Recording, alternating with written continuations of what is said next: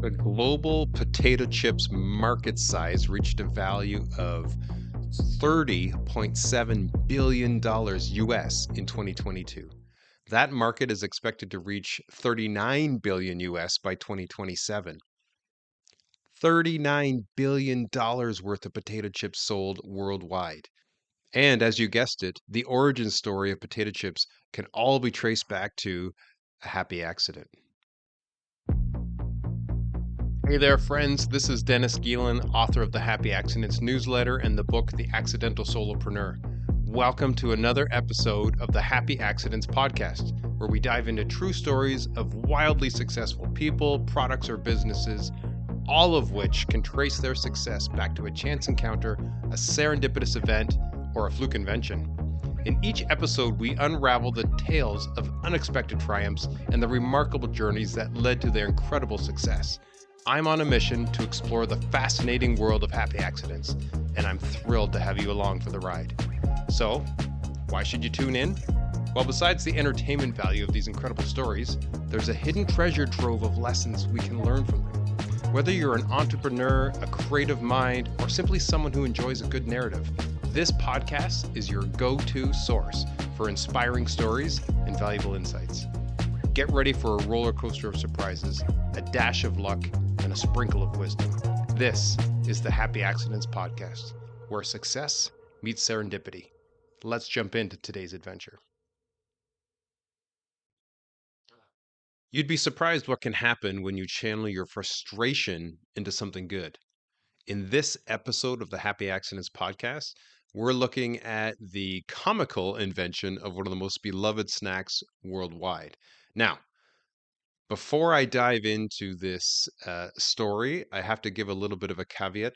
There is some conflicting opinions, views, evidence around whether this story is completely accurate or not. But as they like to say in the journalist world, don't let the facts get in the way of a good story. So I'm going to tell you the story the way that I've found it, the way I've researched it. It may not be 100% factual, but either way, it's a great story. So here it goes. As the legend goes, this all started way back in 1853 when a man by the name of George Crumb, who was a chef at Moon's Lake Restaurant in Saratoga Springs, New York, became irritated when a customer kept refusing to eat the fried potatoes that he was being served. So just picture this for a second.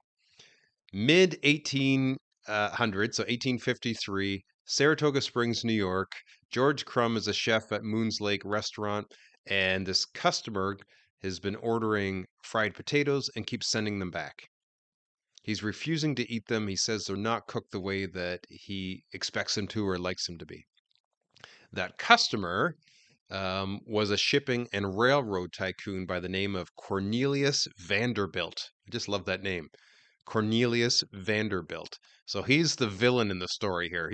He's ordered these fried potatoes. He keeps sending them back.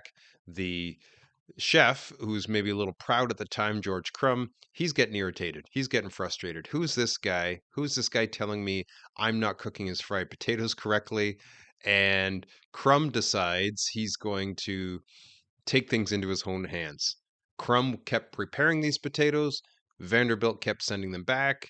His complaint was the potatoes were apparently too thick and too soggy. So what does Crumb do about it? How does he exact his revenge? How does he take things into his own hands? Thoroughly frustrated and completely out of spite, Crumb decides he's going to slice the potatoes as thinly as possible and then fry them until they're extremely crisp. I can just see it right now. Oh yeah? You're sending these back because you say that they're too thick and too soggy? How about I make them as thin and crispy as possible? So that's what he does. Slices up these extremely slim potatoes. He fries them until they're super crispy, sends them out. Turns out Vanderbilt loved them. Loved them. This is exactly what I was asking for. Thank you. Well, can you imagine Crumb thinking he's exacting some revenge, thinking he's getting this guy back? To his surprise, that's exactly what the guy wanted. Completely, turn the tables on him. So this new snack actually ends up catching on. And at first, they're called Saratoga chips, right? Obviously, Vanderbilt loved them, probably told other people. The restaurant maybe started serving them as part of their menu. Saratoga chips were born. And the rest, as they say, is history. All due to this happy accident.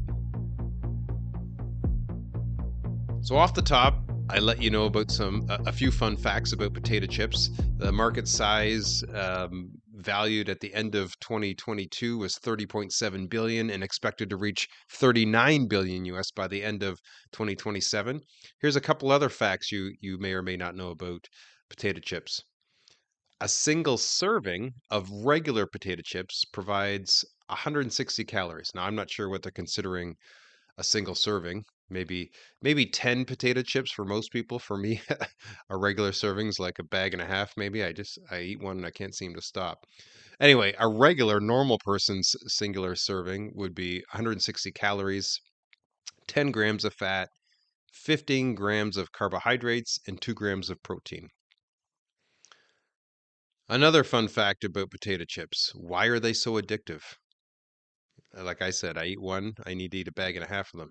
So why? Why are they so addictive? So, well, studies show that eating salty chips triggers the release of dopamine, which is a chemical messenger that controls your brain's pleasure center.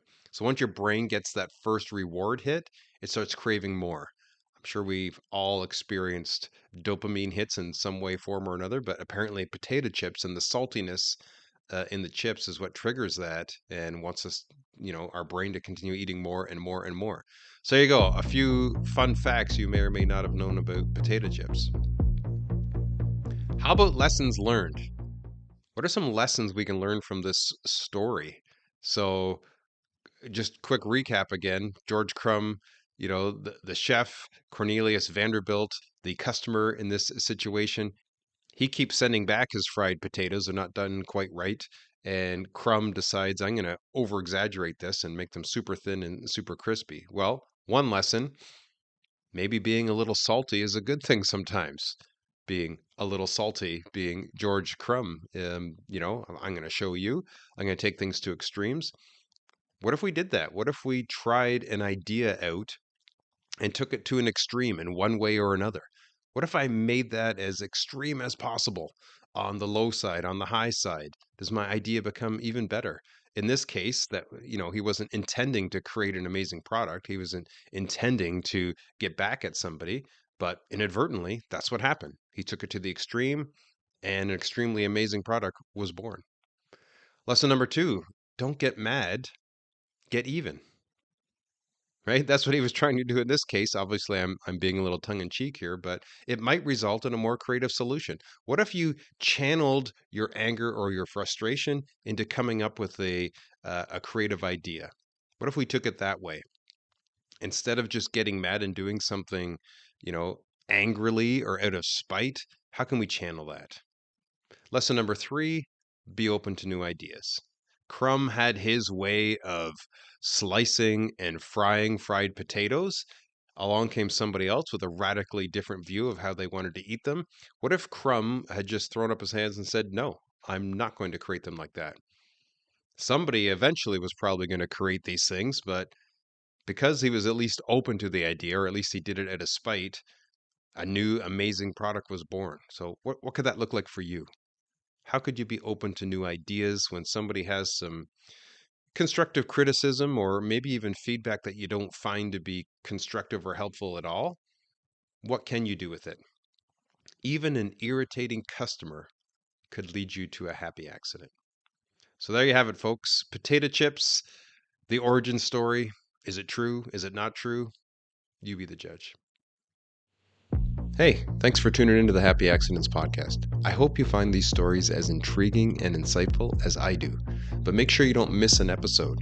You can subscribe to my Accidental Solopreneur channel on YouTube and watch these episodes in video form, or subscribe to the Happy Accidents podcast on Apple and Spotify for your listening pleasure. Until next time, stay lucky, my friends.